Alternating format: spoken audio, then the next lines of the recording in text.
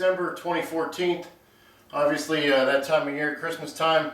Got the Christmas tree sitting on the corner of the layout because the building's not ready.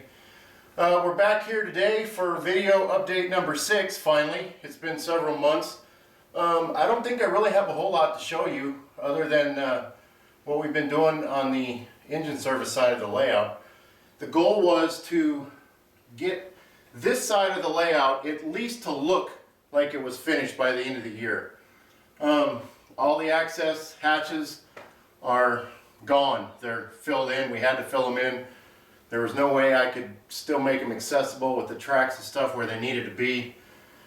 So the access hatches are gone. The ground cover's down. This side of the layout looks, you know, it has a finished look.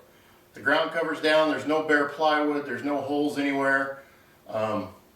There's still a lot left to do over here. A lot of these lights haven't been wired in yet. This is a custom Lyle light that I made double-sided. I took one of the heads off and put it on there, so we got a double-sided light. None of those have been wired in yet. The yard office there in the center, it's got LEDs in it, but it has not been wired up yet. The other MTH yard lights, those were converted to LEDs, and I converted them after I had put them in already because I discovered that the bulbs burn out pretty easy, and it seems to be a common occurrence. So I converted them to high output LEDs. They're very bright. There's 6 of them around there. I bought a couple more. I don't think I'm going to put any more over there. It's plenty bright. The Lyle coal tower, I completely tore that apart. Took some of the ladder cages off, repainted the thing, weathered it, added some LEDs, took some of the other lights off that they had around the tub here. There's still a lot left to do here. I'd like to put some lights in here, the walkway, the work area for the servicing stuff on the steam engines. I got a couple water towers, the oil column, sand towers. You got the Weaver, a Corber. This is Crescent Locomotives Works ash pit, the Corber sand house. Because our inbound and outbound tracks are on a curve, I had to put the sand house a little farther away from the track than I would like to. But when you're running articulateds on a curve, you have a lot of overhang, obviously, and they just weren't going to cut it. So I didn't really want to use the conveyor system, but that's what we're going to have to do. You'll put the sand car under there, drop that down, put the chute over there, and that's what dumps the sand into the sand pit. Like I said, not really what I wanted to do, but because of the curve and the limited space, that's what we're going to have to work with.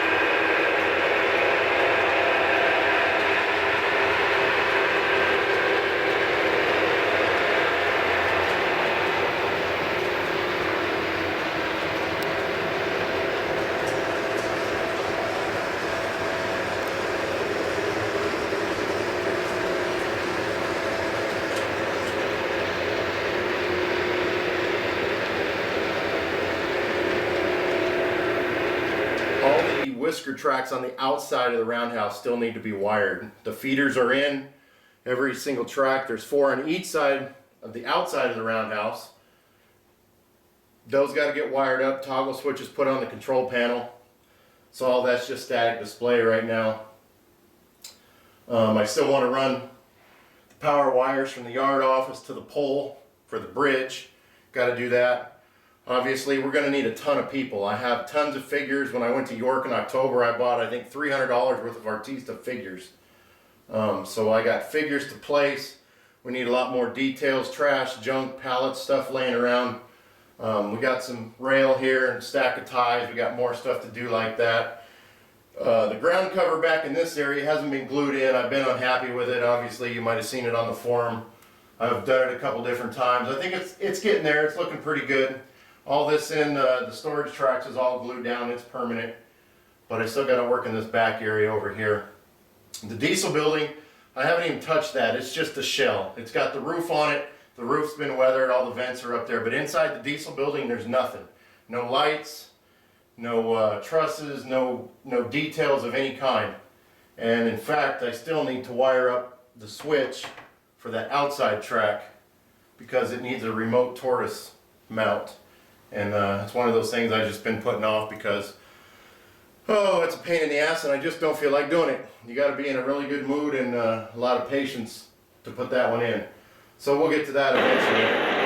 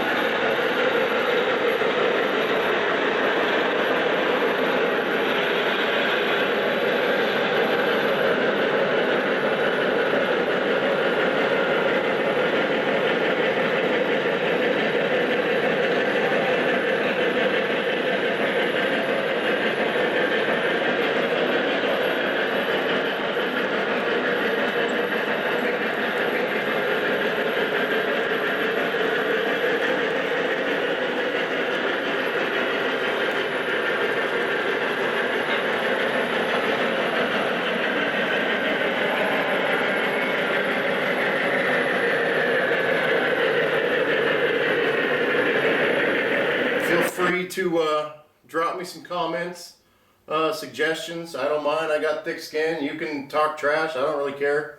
Like I said, remember, I know I have a lot of vehicles, figures, details like that, but I wanted to get the ground cover in so it at least looked done over here.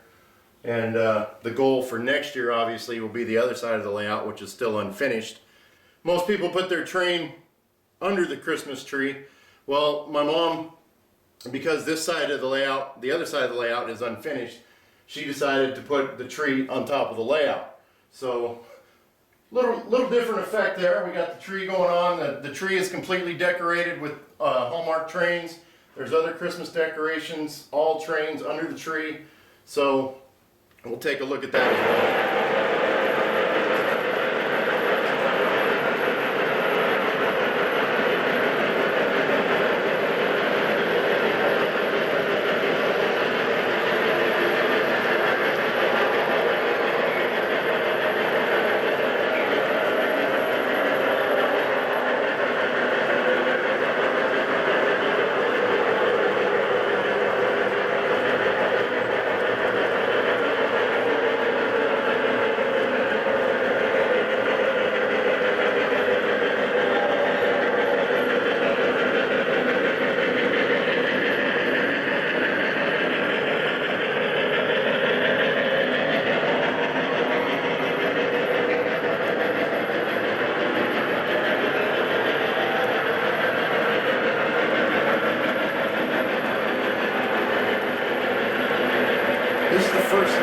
I've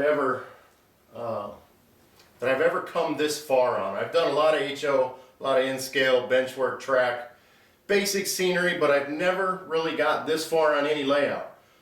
As far as the scenery, obviously on the engine service side of the layout, there's not a lot of grass and stuff growing over here because there just isn't.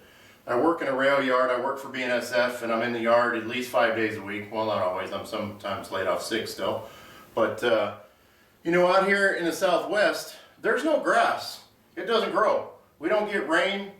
You know, it's dusty, and because of hazmat and PUC, all the environmental crap, you know, everything is clean, neat, tidy. There's no puddles of oil laying around. I know back in the day, you know, it was different. You pull the engine in and you pressure wash all the crud and stuff off and repaint it right there on the ground. But it's not that way anymore, so I'm struggling trying to get the realistic look of the engine area. The other side of the layout will be a lot of greenery.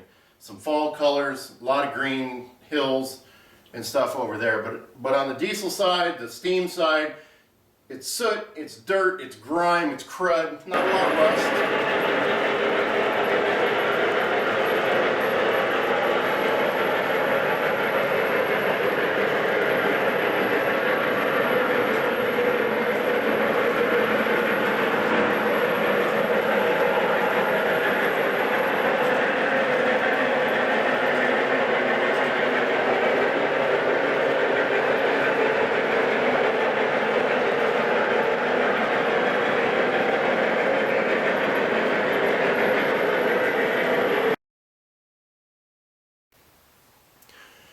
I'll talk briefly about the Roundhouse. I'm sure some of you guys are about sick of seeing it, hearing about it. I know I was sick of working on it there for a while.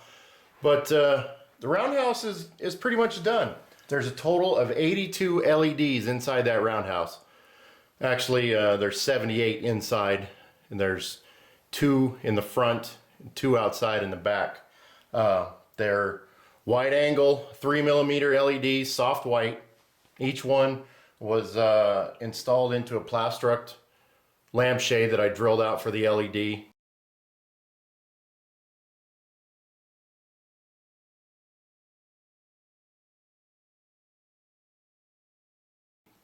There's a pretty detailed how-to on the OGR forum for the Roundhouse lighting if you're interested in that.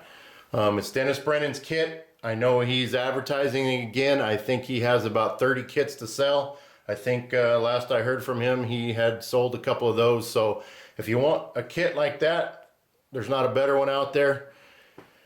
Give Dennis a shout. Check out the Roundhouse.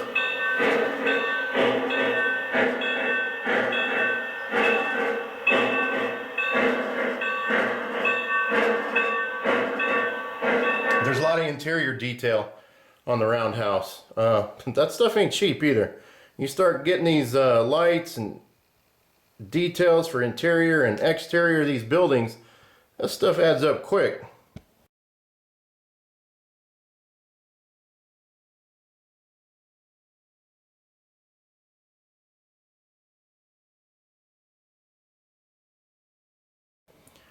You got some inspection platforms in there from Crescent Locomotive Works, a lot of bar mills. A lot of Model Tech Studio stuff in there, Artista figures, got a welder scene from Evans Designs. I didn't put pits in the floor because obviously you can see that thing is so far back there that you wouldn't be able to see them anyway, and most of the time, once I figure out how to clean the tracks in there, the thing is going to be full of engines, so you wouldn't see the floor anyway.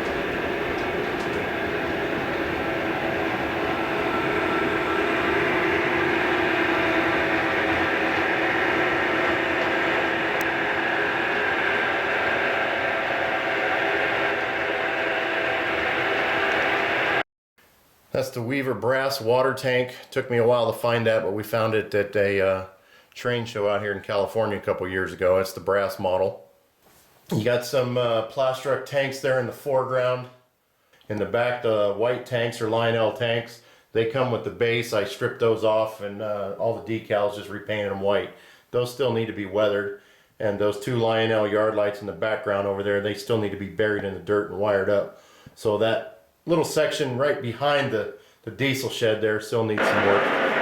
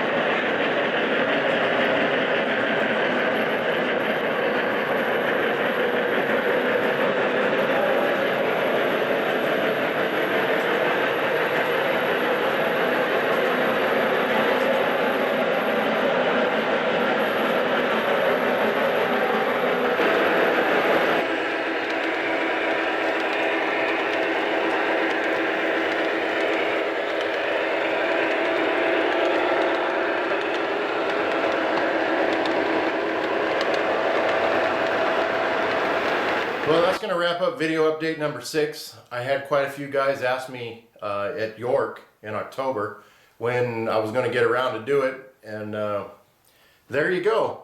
It's kind of tough to get over here sometimes. I think at least for me, I'm going to take the rest of the year, what's left of it, and just come over and run trains maybe. I don't think I'll get too much into any serious work because we got it all cleaned up now. People coming over for the holidays and everything, so we'll just keep it nice and tidy. Run some trains, have some fun. I'll be on vacation a couple weeks for the holidays, but I doubt if I'll get over here to do much work with Christmas and all that's involved in that. So you guys have a Merry Christmas, Happy New Year, and I'll hope to see you in a couple months for video update number 7. Thanks for watching. We'll see you next time.